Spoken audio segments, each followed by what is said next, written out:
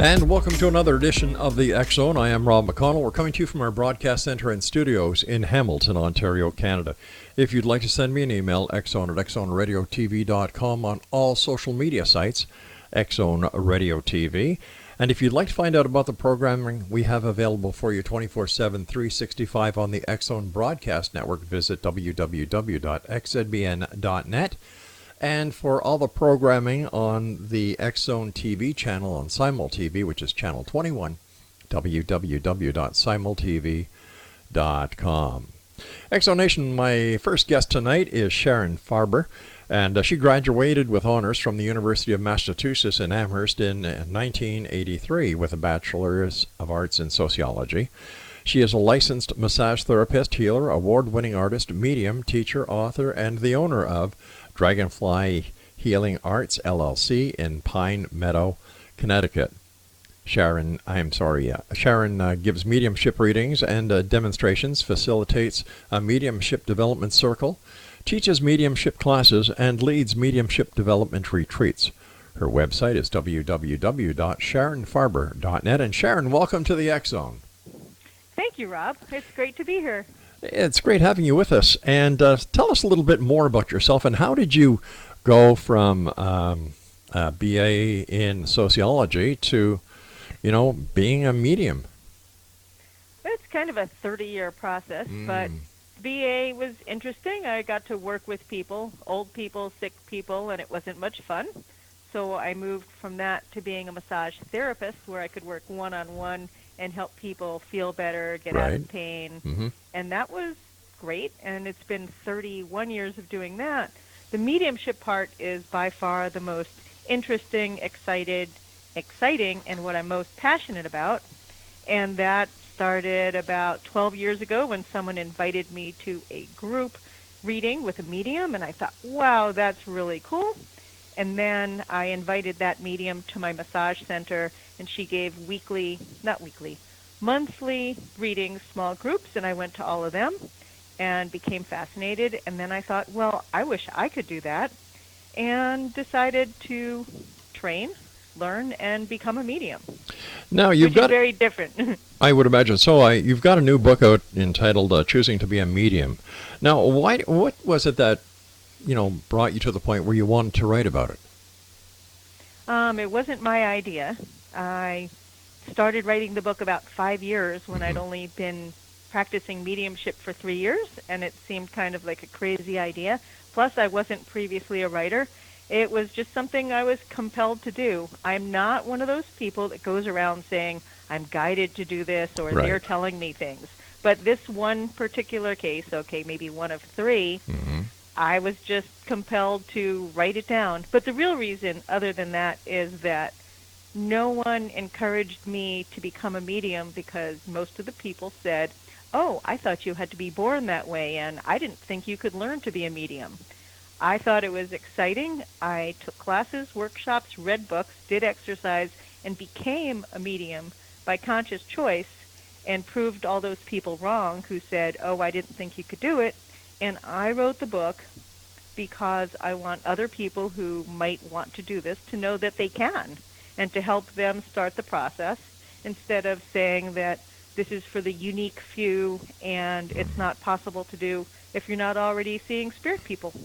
So tell me, do you think that everyone is born with the ability to be a medium? Pretty much as anybody has the ability to sing a song. Some people are tone deaf and can't do it at all. Some people are going to be brilliant musicians inherently. Right. But I think that most people who desire to can do exercises, quiet their mind, and learn to be a medium. That is what I believe. Mind you, there's no karaoke singing group for mediums yet, or is there? No. I figure if I can do it, other people can do it. What was your most awe-inspiring moment when you decided to become a medium? My first blink, the first time I ever got real evidence connected with, to show that I was connecting with somebody's loved one. And what was that like? Can you take us back in time and tell us about it? Sure. I was starting to do this, and I had a lot of people telling me that I couldn't. And one day I was talking to a mentor of mine who told me if I thought you couldn't do it, I would tell you, and you should Right. immerse yourself in mediumship, get a mentor. That was on an August afternoon. That night I was massaging a client, and I told her that about it, and she said, Mm-hmm. "Oh, well, you can practice on me." And that night, while I was giving the massage, I opened up and asked to be connected. She had a friend that had passed a few months ago, so I was kind of thinking maybe I would connect with her. So after the massage, I told her some pieces of information which didn't fit for her friend, but they fit for her father.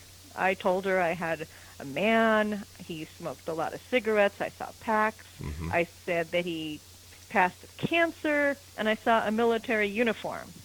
And she told me that that wasn't her friend, but it was her father, and that she had his military uniform and was looking at it about a day or two before. So this was the first time I'd ever done it, and I was literally jumping up and down because I could. So that was the moment. So how did you connect with her father? What I did when I do massage, so I've Mm-hmm. been doing massage and healing for 30 years, and in the healing part, and when you're not chatting away with a client during a kind of a mundane massage, I quiet my mind and go into a receptive place for healing. And what I did was use my intention to see if there was a loved one in spirit for her that Mm-hmm. wanted to connect with her, and just kind of used my intention to open a door to make that possible. And then I got images and information. I mean, it was just 4 or 5 little pieces of information. It's nothing to write a book about. But for me, for her to say oh, right, I also got part of his name. So she claims the name, the death, the uniform. So for me, that was it. So how do I do it? That's how. Just use my intention, go into a quiet place, ask for help, and there it worked. So that was the first time, and that let me know that it was possible and gave me enough uh, evidence that Mm-hmm. I wasn't wasting my time by taking more classes and going to schools and deciding that this was it. So when you're learning to be a medium, if you don't believe you have the natural ability, what kind of courses do you take? How do you get taught to be a medium? It's kind of like, how does somebody teach you how to connect with the other side, with people who are dead? First thing is it would be helpful if you had the belief system that Mm-hmm. it's possible. Right. That would be the first. The second thing is you have to learn how to quiet your mind some. If your mind is always going on and on about what's going on, Mm-hmm. worries, anxiety, even good things, it doesn't leave the possibility of picking up subtle perceptions from the spirit world. So you take classes, workshops, events. You learn to quiet your mind. People push meditation as really important, but it's really, really hard, I think. So just because you can't meditate doesn't mean you can't be a medium. But learning to quiet your mind, feel yourself connected to Mm-hmm. the earth, connect with some kind of divine energy, creator, God, spirit, is helpful. And then you use your intention from that quiet place and ask for help. I'd like strong, clear connections to significant, recognizable loved ones in spirit for the person you're reading for. And it's also really important that you have somebody to work with. If you just sit there and think about your own people in spirit, you'll have no idea whether you're really connecting to them or thinking about them. So you actively need other people to work with, ideally who's dead people you don't know, so that you can ask to connect with them and they can validate your connection and say, yes, that's this person, yes, they did that, they said that, that's what they looked, and all that. So would you say that being a medium to the point where you are now is continuous as a learning process? Oh, yes, I'll be continuing Mm-hmm. forever. No one's ever done. Really? Yes, I'll always want to be better and better and better, and there's no finishing point. And people who get certified, I have a certificate of being a medium. I don't hold a lot of stake in that. It's really about how you connect with spirit, your ability to relay that information to the person who comes to you wanting a reading or the group of people. All right, Sharon, please stand by. You and I have to take our Sure. first break. Exo Nation, Sharon Farber is our special guest this hour. www.sharonfarber.net. And Sharon and I will be back on the other side of this commercial break as we continue here in the X Zone from our broadcast center and studios in Hamilton, Ontario, Canada. I'm Rob McConnell. Don't go away.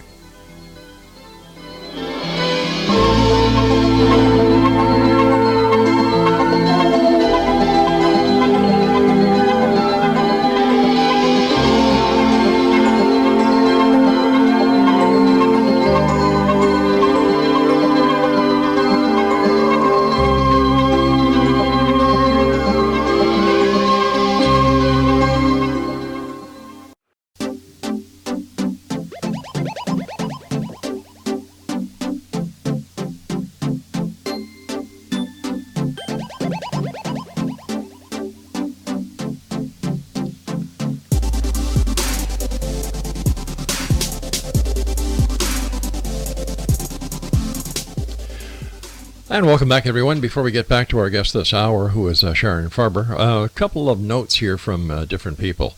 There is a production company that is looking for people who have had paranormal experiences and who'd like to go on air on an international television show that is broadcast into all 50 states and 50 countries. Now, if you've had a paranormal experience that you would like to share with someone, with the TV audience, if you could just send me an email, xzone@xzoneradiotv.com, and I will forward the email to the appropriate people. And also, if you are the person who is responsible for a ghost walk, ghost tours, and you would like to have your tour or your walk featured in a television show, all you need to do is, once again, send me an email, xzone@xzoneradiotv.com, and I will send it to the appropriate producers of the networks. All right, let's get back to our guest this hour. Sharon Farber is her name. Her website is sharonfarber.net. Let me ask you this question, Sharon. Do you believe in reincarnation? I do. Okay. So what would happen? Let's say I went to you to have you contact someone that I lost on the other side.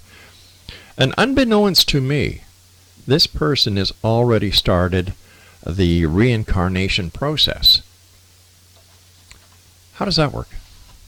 I don't think that's a problem. I believe there's a difference between what we call souls and what we call spirits. And the soul would be, if you believe in reincarnation, right. The soul is the part of somebody who has multiple lives, maybe hundreds or more lives on Earth, and each soul goes into a new spirit. Each body that they have on Earth would have their own spirit, personality, and characteristics. They go back to the spirit world and come back as another one. As a medium, I am connecting with the spirits of individual incarnated people. So if you want to see somebody, and if you're trying to connect with somebody and they've already incarnated, I believe I can still connect, if they're around and want to connect, with the person even if they have another life, if they've started another one. Does that answer it clearly enough? It does. It certainly does. Has there ever been a time when somebody's deliberately tried to trip you up? Not that I know of. Not that I know of. And what would you say your most interesting reading has been, or the most interesting message that you've received from the other side? I gave a reading at a birthday party a couple of months ago. It was at someone's home. There were about 16 people there, and I connected with friends and relatives for the people there, and I connected with a man who was an uncle and great-uncle, because the mother and the two kids were there. And this man, I described him, everything about him, and she clearly knew who it was, and apparently his wife was still living, and I told them that his heart was bursting with love for his wife. And then the woman looked at me funny and told me that that literally happened, that he died from a heart attack while making love with his wife. Ooh. That she was there on the bed giving CPR, but that's how he passed. So I thought that was kind of cool, that he came through saying his heart was bursting with love for his wife. What a way to go. Yeah. Put a smile on So the that face was in the calendar for sure. right.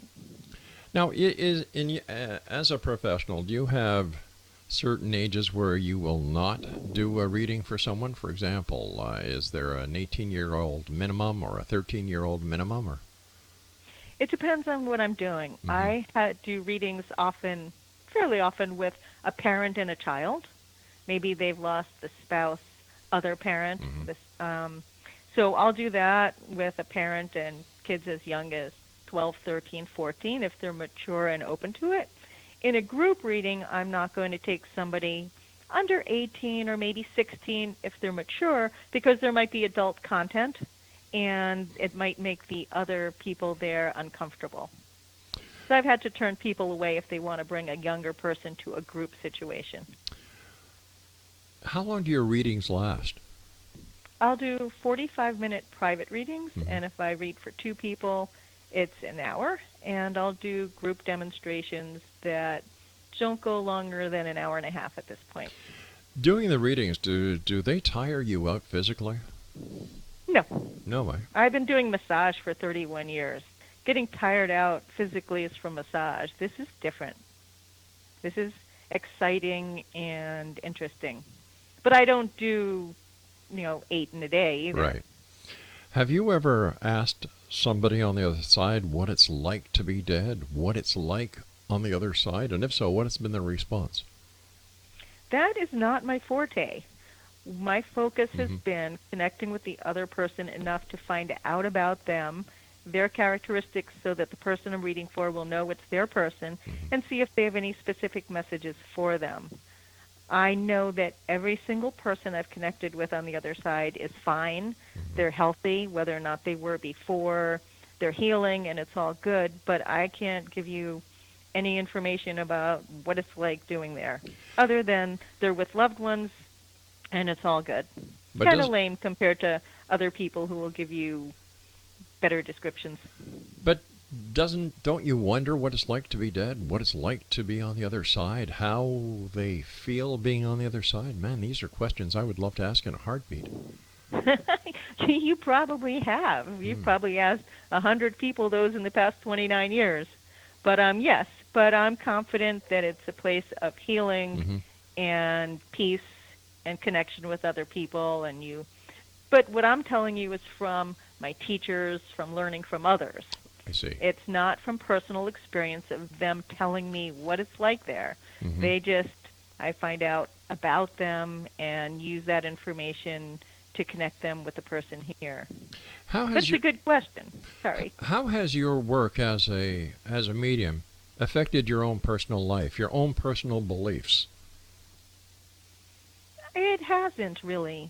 When I first went to a medium, I didn't have a specific interest or belief, but I wasn't close to it. I thought, oh, that sounds interesting. I think I would still feel just as bad losing people in spirit. I don't have a fear of death, other than how it would affect my family. And it fits in with the ideology I've had for my adult life anyway, so it's not profoundly different. Have you ever been wrong when giving information during a reading? I've gotten things. I've made a lot of mistakes. I described a young woman in a ponytail, and it turns out that she was a young man in a ponytail. I'm not good with faces, so they recognize the person anyway, so I'll get bits of information wrong. I've had readings where I will describe people that the sitter doesn't understand. So it could be me being wrong. It could be that they're not thinking of the right person. And then sometimes they'll connect later and say, oh, I know who that is. But sure, it's not perfect. But it's been validated plenty of times that I'm accurate, and overall people are very content with the connections that I bring them. You said a few moments ago that the person may not have been thinking about the right person. Does the person's ability to try and think of the person that they want to communicate with, is this part of you connecting with them? No, I think I worded that incorrectly. Okay. They don't need to think of a person to make it happen. And they can't choose who comes through, and I don't choose who comes through. What I meant was that they might not be able to recognize the person. They might be thinking of the three main closest people to them in the spirit world and not think of, oh, that person. They might be stressed. They might be trying too hard. They might be in grief.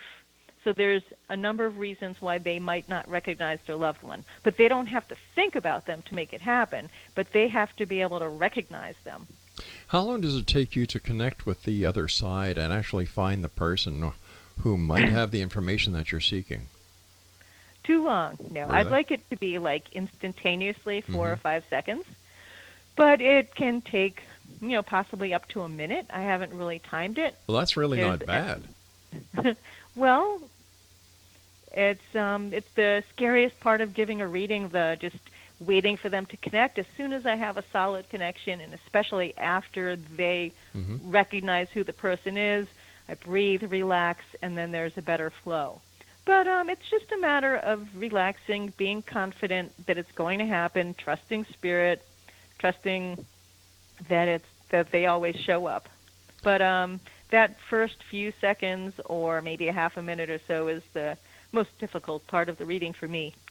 Now, you and I will have to go to our news break at the bottom of the hour very shortly. Where can people get copies of your book, Choosing to Be a Medium?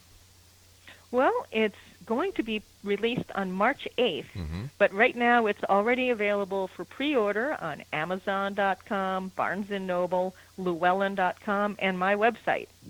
And if you buy it on my website, I will send out signed copies at 20% off retail. Wow, can't go wrong with that.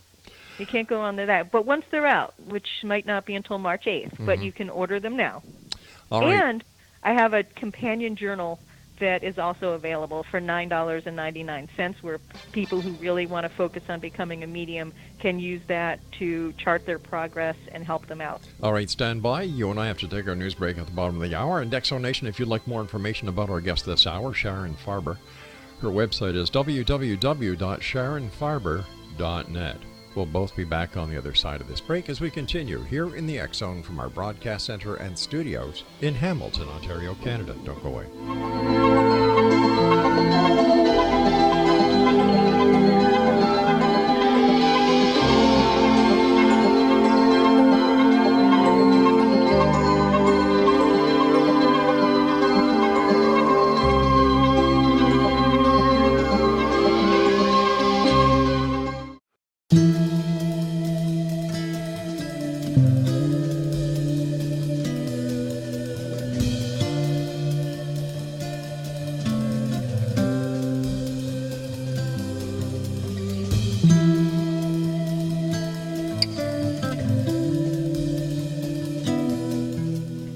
Welcome back, everyone. Our guest is Sharon Farber. Her website is www.sharonfarber.net. Now, before we get back to Sharon, don't forget that if you would like to share a paranormal experience that you have had with a new television show that is going to be aired in the 50 states of the United States as well as 50 countries around the world, or if you are the organizer or if you work for a haunted ghost walk tour that you would like to be featured in a brand new television series that's presently in pre-production anywhere in the world, all you need to do is send me an email, xzone@xzoneradiotv.com, and I will get your email to the appropriate producer. Also, the current edition of the X Chronicles newspaper is now available online with our compliments at www.xchroniclesnewspaper.com. Sharon Farber is our guest. She graduated with honors from the University of Massachusetts in Amherst in 1983, with a Bachelor of Arts in Sociology. She is a licensed massage therapist, healer, award-winning artist, medium, teacher, author, and the owner of Dragonfly Healing Arts, LLC, in Pine Meadow, Connecticut. Welcome back, Sharon. Great having you with us. Thank you. Tell me about being a healer. Being a healer? Mm-hmm. I do more massage than actual healing. The healing part is, some people have heard, people are most likely to have heard of Reiki, But Yes. healing is letting people go into a calm, quiet place where they can do their own healing. I don't heal people. I help get them into a place where they can do their own healing.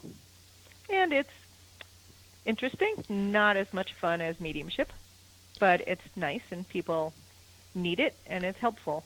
How do people heal themselves?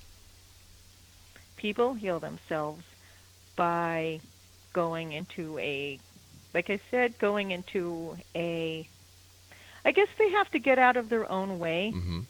And I believe in affirmations. But then you're going to say if people have cancer, then they can't just think their way out of it.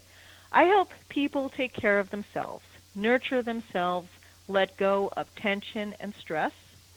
I think it's the fact that stress interferes with healing and can exacerbate any medical conditions. Right. So that helping people relax and let go of fear, stress can help them heal. And that's what the energy healing that I do helps do. So do you believe that we all have the ability to heal ourselves as long as the problem or the disease has gone so far that it's unrepairable? No idea. I think some people are going to be sick and they're going to die, physically die, and no. I mean, there are miracles and there are amazing experiences people have with healing, but no, I'm not somebody who thinks that anything can be healed like that. Right. I believe that people are sometimes physically sick, and that's what's going to happen. You can't rewrite the karma that's out there for them, can you? Right, that might be what their soul needs at this time, even though that sounds kind of lame. Well, not really, because, I think that everyone's journey has been written before they even come to this plane, and that the script is set, and you can deviate from the script, but the beginning and the ending is always the same. I believe something like that. I believe there might be potential endings, that there are possibilities, and that some things aren't set in stone and that things can change. What is your opinion of meditation? Is meditation very important in what you do? Meditation is important because it quiets your mind, but it's very challenging, and I find that mediumship is easier than meditation, which might sound really weird. I meditate, but I have a hard time making myself do it, and when I do it, I often fall asleep, and it's challenging.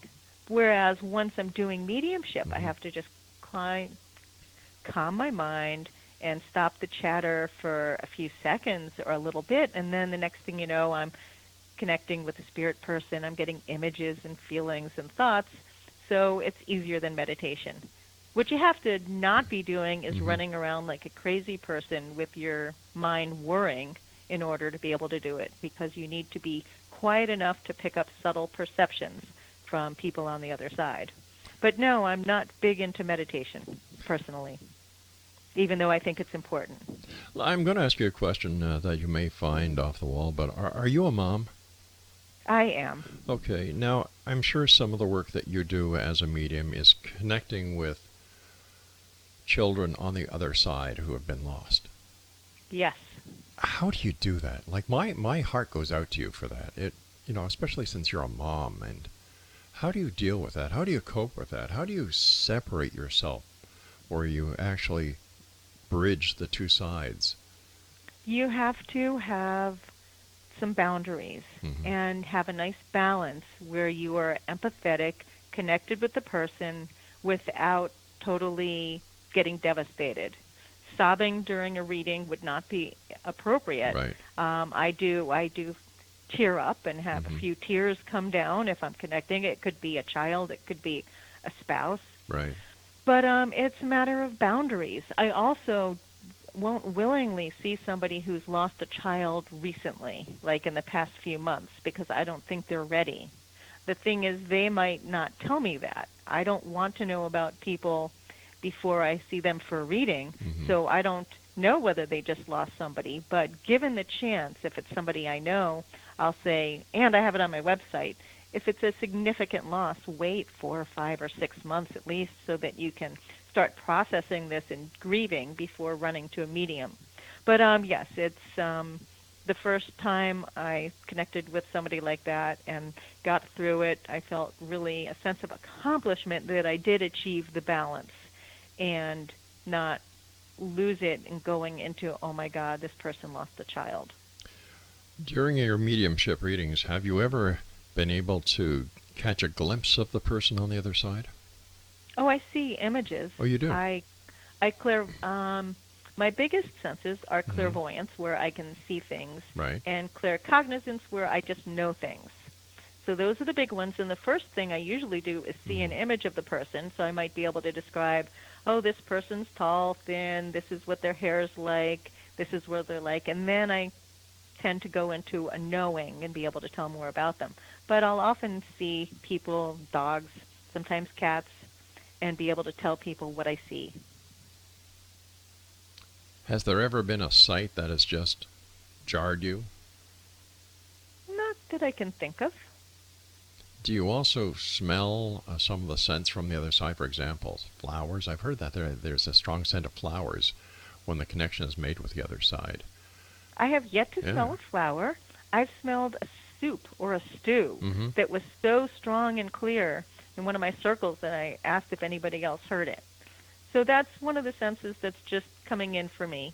Ideally, I'll have all of them, but that so far I've had one experience with the soup or the stew, which was amazing. And a lot of people smell other scents. It's a common thing, but I just not had a lot of that myself up to this point.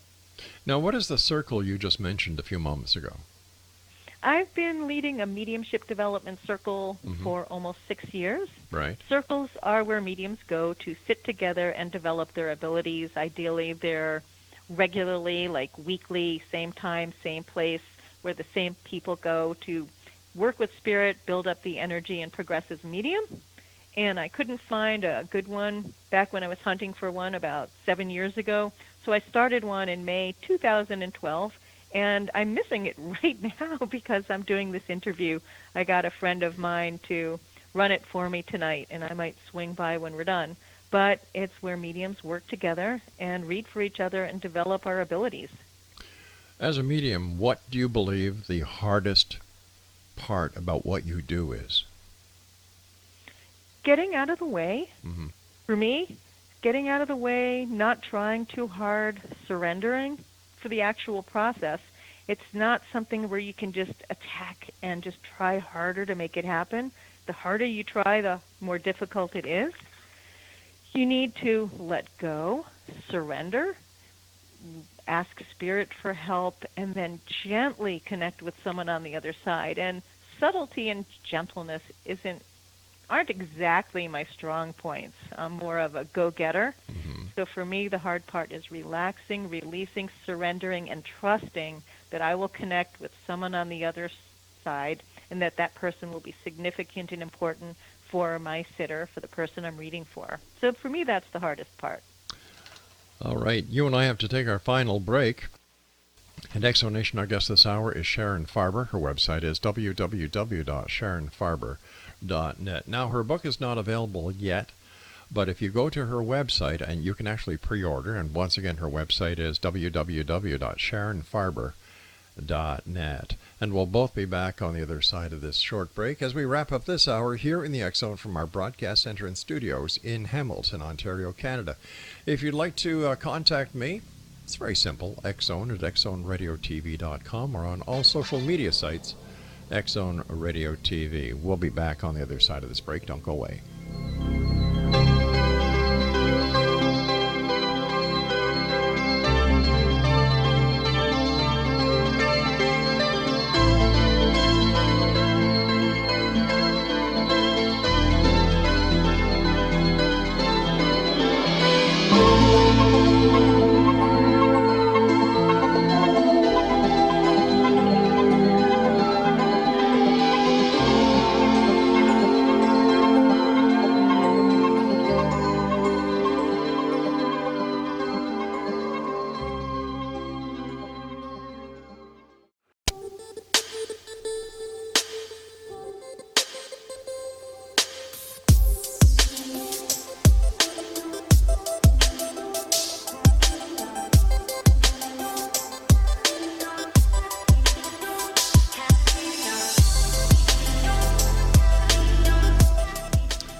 Exonation, our guest this hour is Sharon Farber. Her website is sharonfarber.net. And Sharon, I want to thank you so much for coming on the show. It's been a great pleasure having you, and congratulations on your book that is entitled Choosing to be a Medium, which is released in 2 months.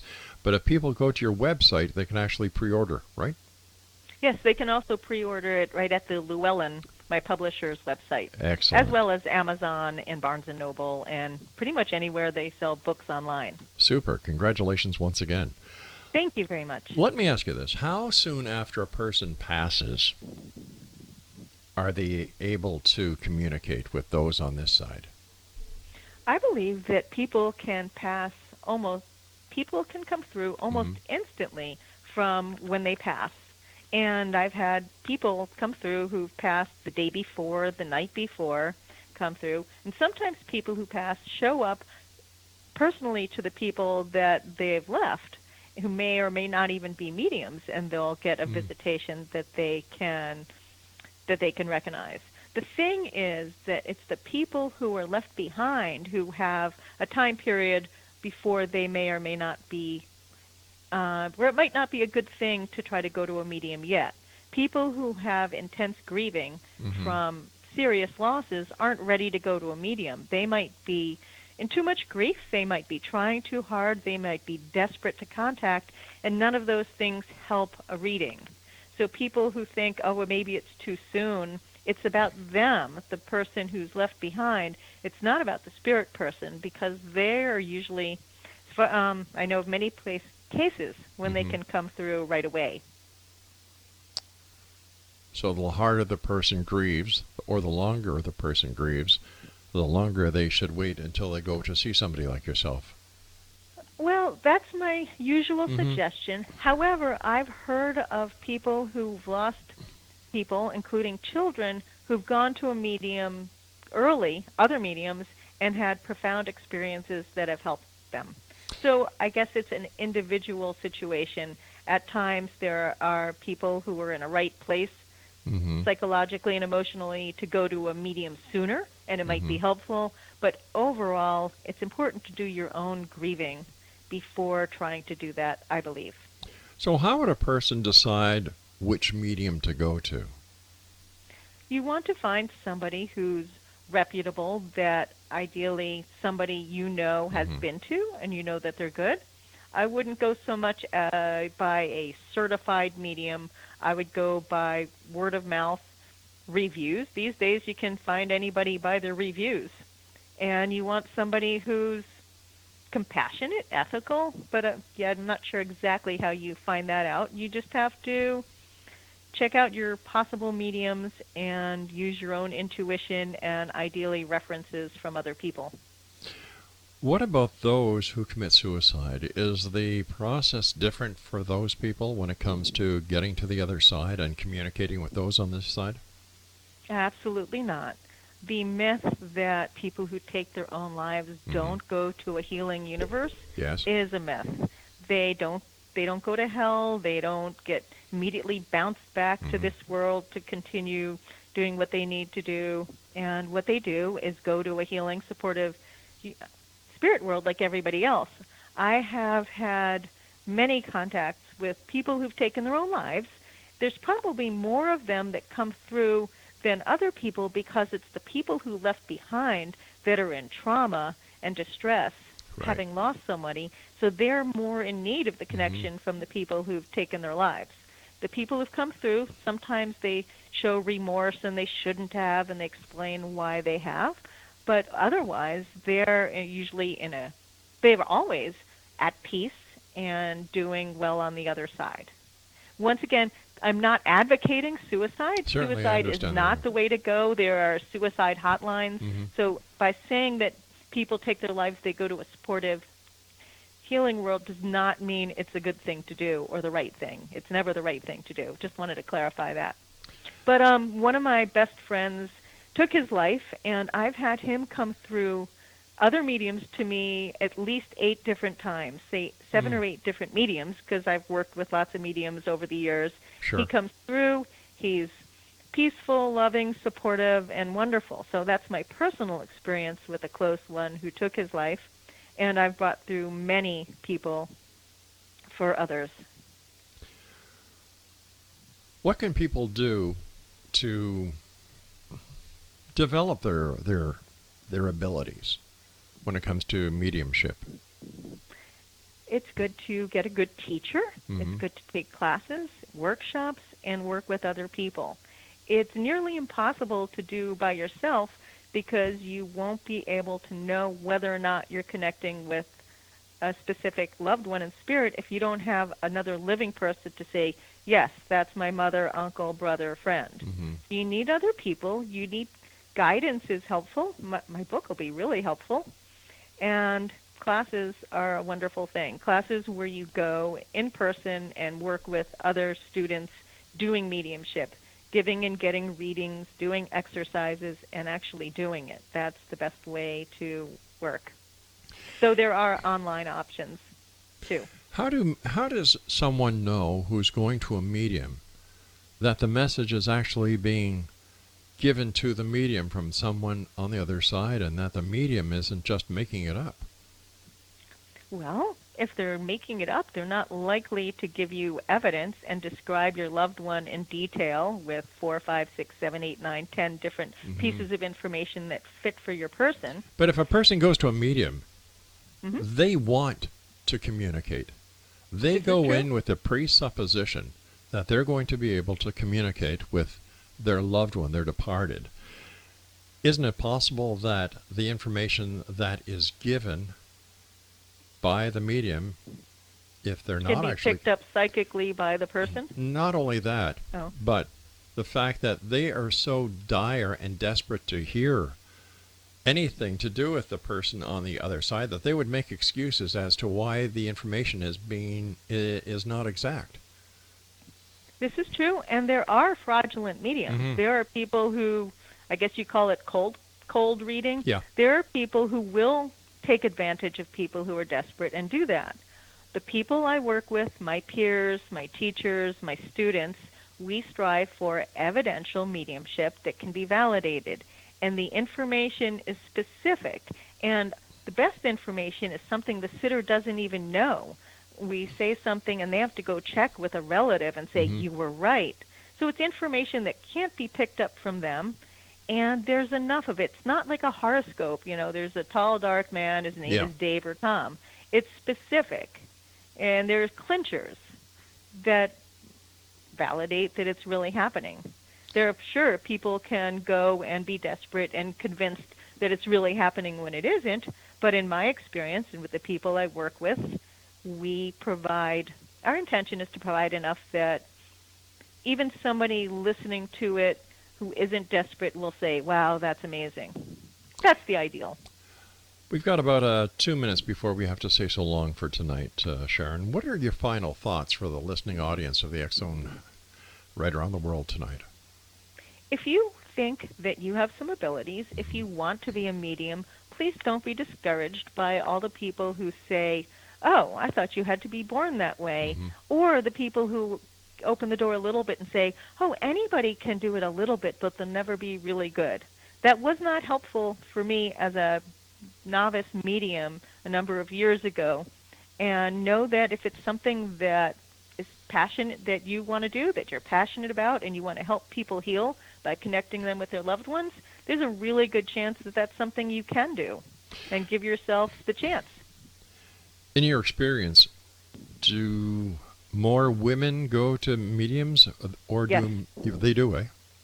Yes, conclusively more women come to mediums, and more women are mediums. Why do you think that is? I'm not sure. They're taught to be more sensitive, more receptive, but it's definitely a lot of women come, a lot of women are mediums, and gay gentlemen. Your current book is going to be released in 2 months. It's entitled Choosing to be a Medium. What's next for you, Sharon Farber? Oh, I've got a lot of work on just the mediumship and teaching and mediumship development retreats. It's all about that for now. That's keeping me very busy. So I'm not sure what comes next. Maybe it'll be choosing to be a trance medium, but that could be years from now. All right, let our listeners know how they can find you, how they can get a hold of your book. SharonFarber.net, SharonFarber.net, and it's on my website. Mm-hmm. There's links there, and you can also go to the website to learn about my classes, retreats, circle, and anything else about mediumship that you're interested to know that I have to give you. Sharon, I want to thank you so much for joining us. A great pleasure talking to you. I wish you much success, continued success, and I look forward to the next time you and I meet back here in the X Zone. Thank you very much. Good night now. X Zone Nation, once again, if you'd like to find out more about our guest this hour, Sharon Farber, her website is www.sharonfarber.net. Now, I'll be back on the other side of this commercial break with the news at 6.5 minutes past the top of the hour as we continue here in the X Zone from our broadcast center and studios in Hamilton, Ontario, Canada. Don't forget www.xzbn.net for all the programming right here on the X Zone Broadcast Network. And for the X Zone TV channel on Simul TV, www.simultv.com. And starting February the 1st, we're going to be on iLaunch, the iLaunch Television Network, and Comcast. I'm Rob McConnell. Don't go away.